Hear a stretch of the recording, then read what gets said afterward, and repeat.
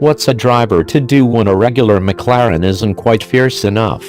The answer might be this: the McLaren Senna, latest model in the British automaker's legendary Ultimate series and named after the even more famous Formula 1 driver Ayrton Senna.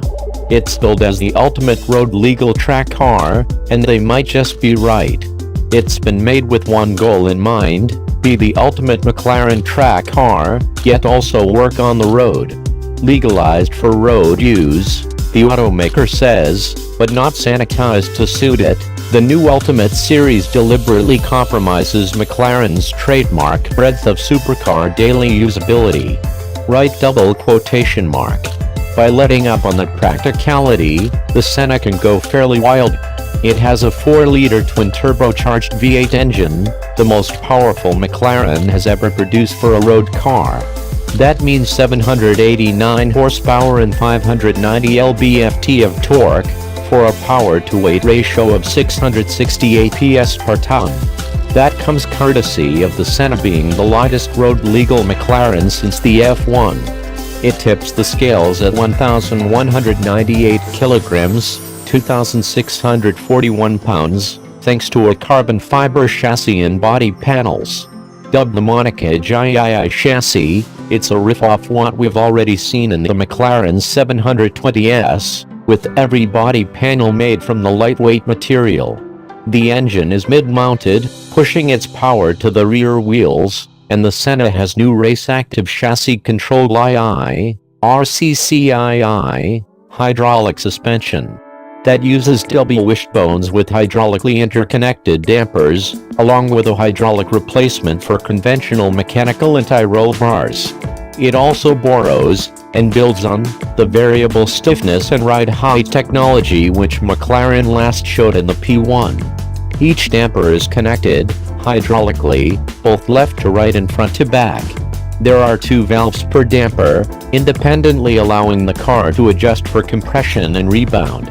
A kinetic roll system, or K-damper, controls stiffness, while the continuously variable RCCII system builds on what was used in the 720S but adds an all-important race mode. That lowers ride height, drops the center of gravity, and stiffens the suspension significantly. Unlike the active dynamics panel located on the center console, which is where you'll find the comfort, sport, and track modes, race mode is activated with a switch in a roof-mounted panel. That's also where the engine start button is. Indeed, the cabin overall is striking. There's plenty of carbon fiber on show, with a choice of Alcantara or leather for the seats.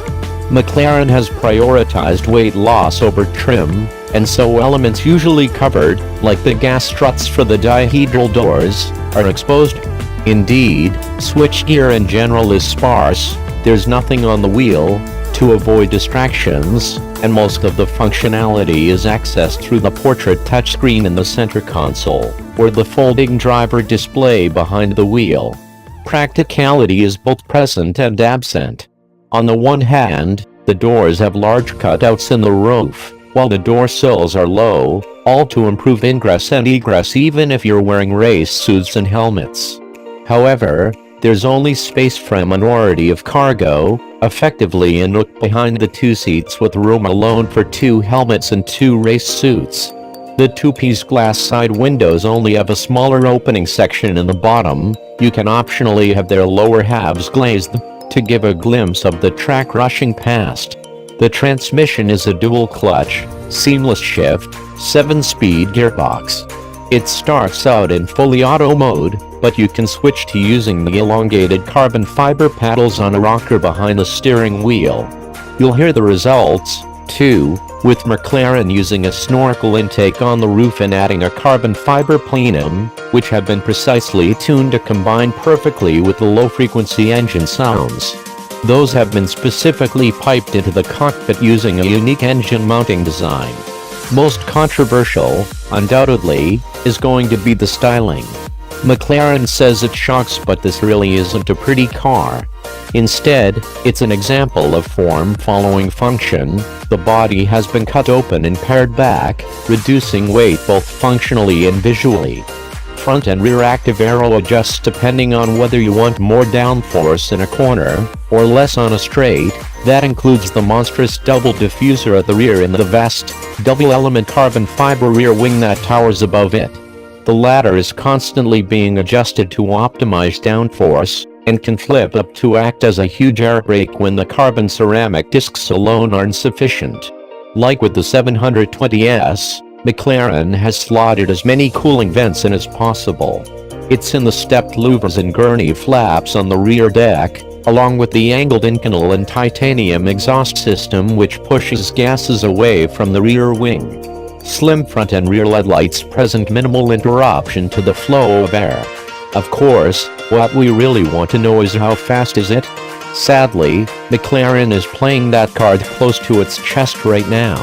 Only 500 McLaren Senna cars will be produced, all hand-assembled from Q3 2018, and priced at £750,000 in the UK, or around $1 million.